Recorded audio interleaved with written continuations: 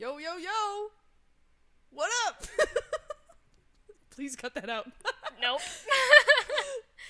Hello and welcome to Polar Twins Gaming. My name is Midnight and I am here with... Brick Ginger Ninja. And we found another free game on Steam. As usual. Because we are starving college students. Please give us money for food.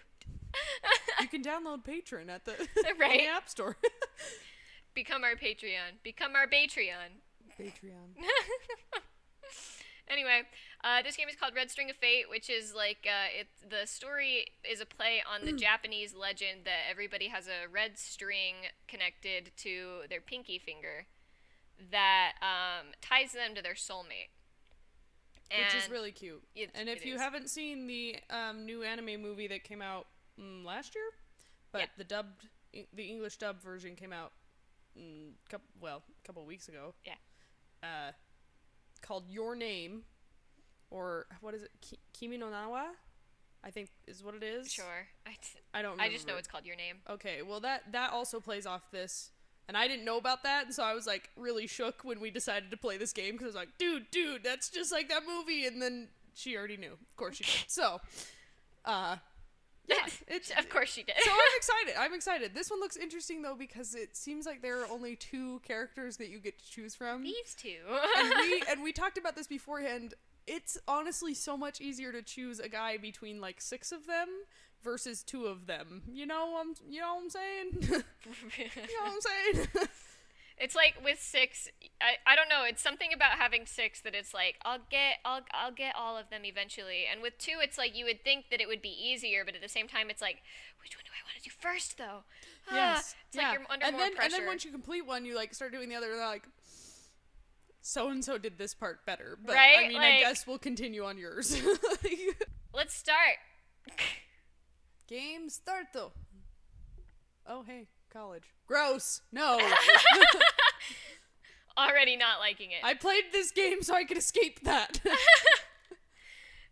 Finals, man. Okay, who's who? I tap my pen against my cheek. All right. To myself as numbers race through my mind. Valerie. That was my boss's name. That makes a total of $375. I get paid $9 an hour, so that means I glance down at my notebook and quickly scrawl down the calculations, probably using much more force than necessary out of frustration. Why are the textbooks for this year so horrendously expensive? Do they realize how many more shifts I have to cover just to make up for the dent in my wallet? Finally satisfied with my planning, I let my pen fall to the table with a loud clank, causing several people to turn their heads in my direction. I look up with a defiant gaze, and I end up meeting the eyes of a boy who's sitting a couple of rows in front of me to the right. Hi. Hey, cutie. I like that he has two-tone hair. I know. To my surprise, he looks extremely... Look at her face. Oh my god! Yeah, that's funny.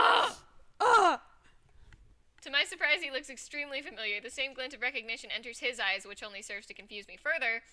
I cock my head to one side, my brows furrowing. Do we know each other? This familiar stranger lifts his hand in an excited wave. Despite my usual... usual... Or he winks. Both of those things were fine. He winks. Cute. Despite my usual conscientious attempt to ignore the hundreds of red strings floating around me, I can't help... It's a good thing we explained that was a thing. Because the game's not going to. Yeah. I can't help but notice the frayed thin red thread wrapped around the stranger's finger.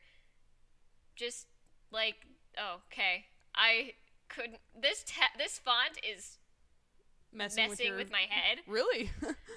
Just like that, the pieces click into my mind. It's Aaron, isn't it? The nerd from high school. Yeah. Isn't he a year younger than me? Are we 18? You're 16. I thought so. But it said he was 17. I'm like positive. Yeah. That's fine. How is he in college already? She can't be 16. She's got to be 18. It said she was 16 in the little promo thing. Gotta be 18, gotta be 17, other guys gotta be 19. Alright. Aaron's lips twitch into a warm smile when I lift my hand slightly in return, too embarrassed to wave back. His lips part and he seems to be mouthing something to me. My frown deepens as I try to decipher his silent message. Deep in concentration, I almost jump out of my skin when the professor's voice suddenly raises in volume, echoing in the room. Perhaps the two of you can resume your heartfelt reunion outside of Frome. I wouldn't wish to interrupt, of course.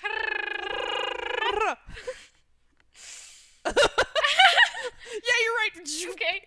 My head snaps up at lightning speed, my face burning in embarrassment, and I notice Aaron turning back around with a horrified expression. No, well then, that was like no reason for that. Well then, will the two of you be so kind as to answer my question then? I can only stare blankly back at him without a single clue as to what question he's referring to. Aaron seems to be in a similar predicament, and he's squirming so much in his seat from what is undoubted. Hi! Oh, hi, Pongo. Aaron seems to be in a similar predicament, and he's squirming so much in his seat from what is undoubtedly an unprecedented situation that I fear he'll fall to the floor soon. This is probably Luke, I'm guessing. He said it's worth 60% of our grade for the course. I try not to let my surprise show when a low hiss drifts to my ear from behind me. Attempting to sound casual, I clear my throat and repeat what my anonymous savior has said. You said 60% of our grade for the course, right? The professor pauses and turns back to the projector screen with a nod, but not before shooting me one last warning glance. In relief, I twist around slightly to thank whoever it was that saved me from getting kicked out of class on my first day.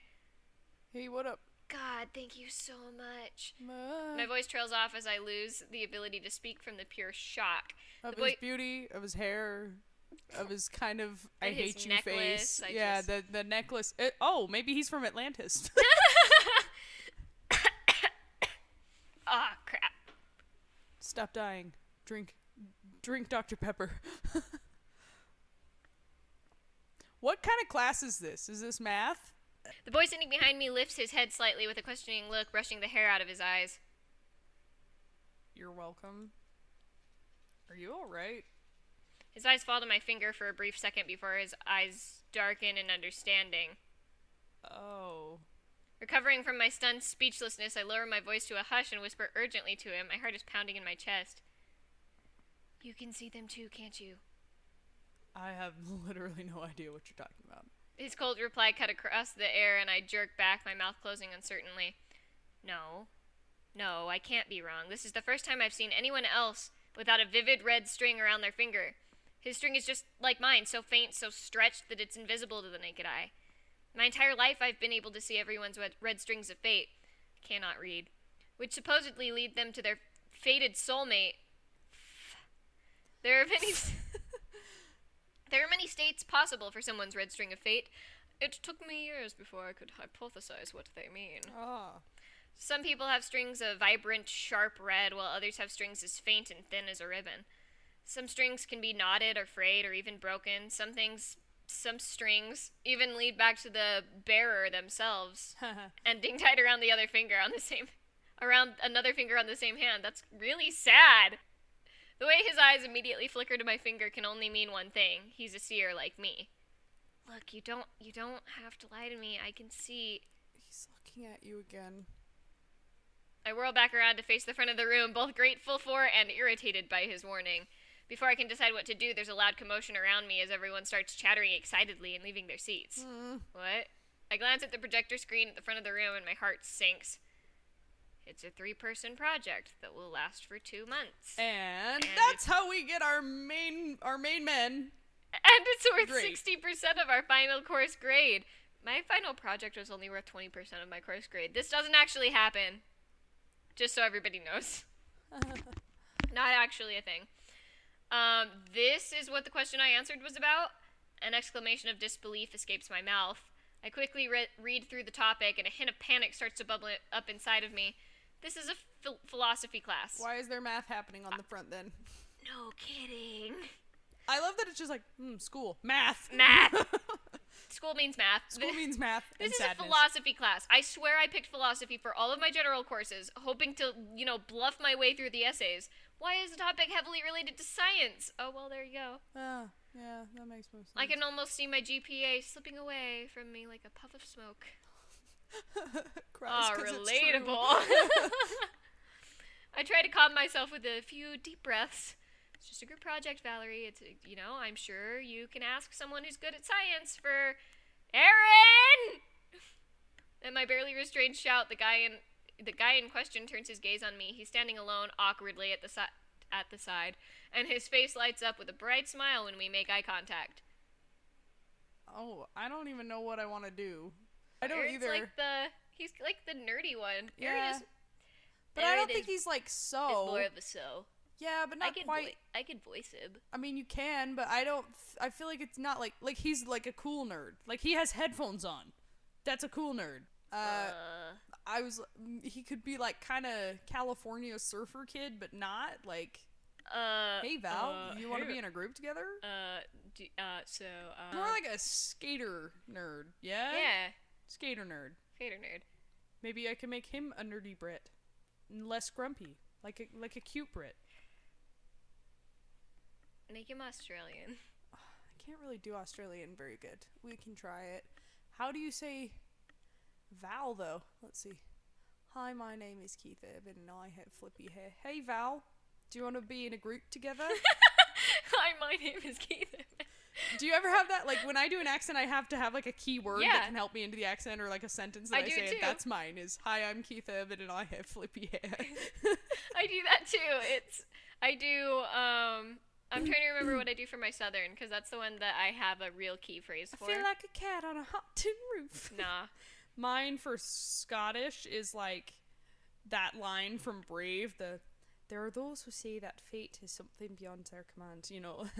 Or Irish is now I can just kind of do it, but it used to be, we have to get over that mountain. And that was my thing. I'm starting to lose British though. Whenever I try and do a British accent, unless I I'm talking in it for a minute with somebody else also doing the accent, because everybody can do a British accent, you know, but not everybody can do a half British, half Scottish with a little bit of Australian zest in there, because that's what I do. There. Yep. Do you want to be in a group together? Yes, I do. Oh. Yeah, I do. I really do. My knees almost weakened from the rush of relief. I hurriedly gather my belongings to rush to the seat next to his. Oh, sliding into those DMs. As I'm about to leave, I suddenly remember the guy sitting behind me. I turn to see him scribbling away on his notebook without a care in the world, and he clearly has no intention of leaving his seat to find a group. I need to learn more about him. He's important. He may be unwilling to talk to me about the one thing we have in common, but I'm not going to give up on this. Hey, do you want to be in a group with me? And that guy over there, the nerd one with the headphones, there'll also be he's very smart. You know, join. He's from my high school. Join the group. And he's really smart, and he's great at science and stuff, and he'll be good to work with.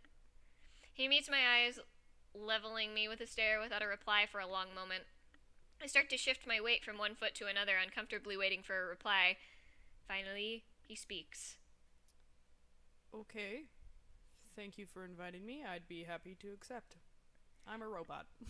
At a snail's pace, he begins to place his items into his bag to switch. I like this kind of distant look that they keep giving him, because I feel like it's really fitting. I know it is.